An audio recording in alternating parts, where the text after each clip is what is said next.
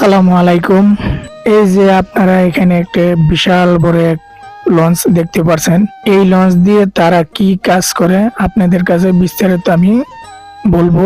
তাই বলবো ভিডিওটা সম্পূর্ণ প্রথম থেকে শেষ পর্যন্ত দেখতে থাকুন।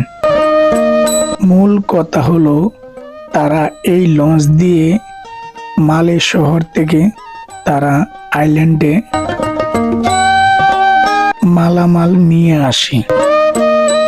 তবে এই ধরনের লঞ্চ যদি না থাকে তাহলে তারা মালে শহর থেকে পণ্য নিয়ে আসতে পারবে না। যদি নিয়ে আসতে নাই পারে তাহলে আইল্যান্ডের লোকেরা অনেক অসুবিধায় পড়ে যেতে পারে। তাই প্রতি সপ্তাহে এই লঞ্চটি এখানে আসলে তারা অনেক কিছুই দিয়ে দেয় এবং টাকা পাঠিয়ে দেয়। বন্ধুরা, ভিডিওটি কেমন লেগেছে প্লিজ কমেন্টের মাধ্যমে আপনারা জানিয়ে যাবেন।